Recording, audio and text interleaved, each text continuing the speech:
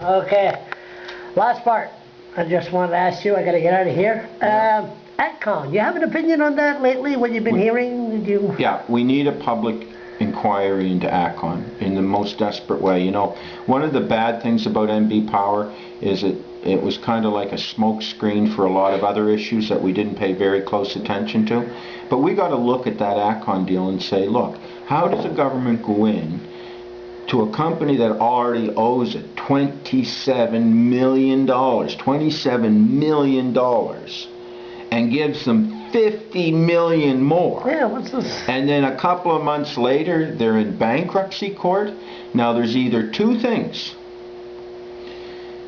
and I don't think it's the first. But if I was I would say it's either complete stupidity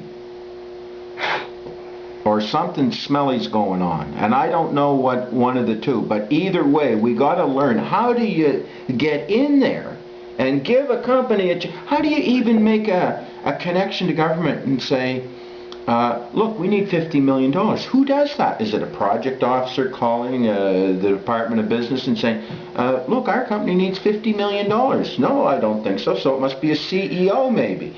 Okay, who did the CEO contact that sort of said, you know, hey, look, can you give us 50 million bucks? Who were those people, right? And then what prudent measures were put in place that the government said, you know, geez, you need 50 million, I'm going to give you 50 million, okay? Under what investigation? What did you do to protect our money? Maybe it's who they know.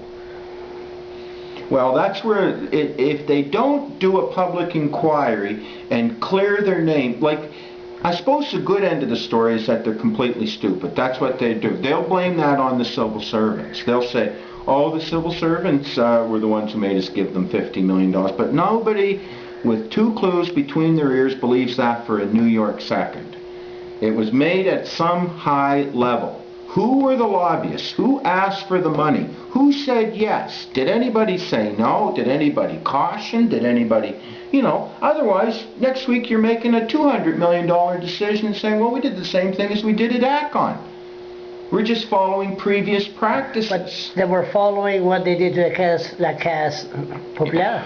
Jeez, I know. It just, you know, the poor taxpayer, it just gets worse and worse and worse, and you wonder, you know, you can't blame them for being, you know, they want to run away from politics. And I ran away from politics and became a school teacher. It was the opposite of what I used to do from school.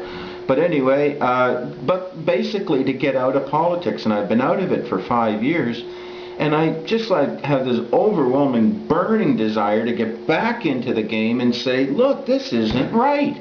So what we need to do, one of the things that MB Power proved to us, is pick up the torch and run with it. You can make change. They stopped the biggest business deal in the history of this province, and they did that. The Bethany Thorne Dykstras and, you know, the Gary, you know, all Greg Cooks rather, you, people like you, going out at the grassroots level, getting a hold of the message and delivering it. And we need to do that in many fronts in New Brunswick. When's the last time there were public inquiry? Can you explain? Jeez. Well, yeah, I suppose it was. So to have a public inquiry, like you said earlier... well, a public inquiry doesn't mean, well, like the Kingsclear one, that was a parade of witnesses from years and years and years, and then they had to do psychological impacts and all of that. That's a very complex public inquiry. But, you know, I think you could do a public inquiry on this for a matter of, and have it wrapped up in a matter of days, is to say, we want all the information. We want to know who decided what, when, who lobbied who, what was the critical, what is the story. You know, they're hiding behind, and this is bad, they're exploiting the worker when they hide behind that and say the reason we gave them $50 million to save a job. They didn't save one damn job. They saved a bank. Because if we didn't put that $50 million, Scotiabank would have $50 million less. We didn't write a check out to workers. We wrote a check out to a freaking bank. Mm-hmm. Now who's lobbying for friggin' banks? What's that company down the States that make AGI? AIG. And AIG was Yeah, part, yeah, I yeah. seen in the papers that AIG was involved in Atcon. Is that right? Yeah, Oh my shattered nerves. Yeah. It just gets worse. this gets worse and worse. See, I don't want to pretend like I know the answers on this. I mean, I want to ask the questions on this. Like, that's what I want to know is what was the case that, what were the mistakes? And be honest about them. Maybe you made all the bad decisions, but for the right reasons. Okay, let's find out. And you know something? Therein lies the path of healing and forgiveness. You can say, well, they did the wrong thing, trying to do the right thing. But there's no evidence to support that now. Right now, it has the feeling of that something wrong was done by somebody, and people were deceived, and the losers are the taxpayers.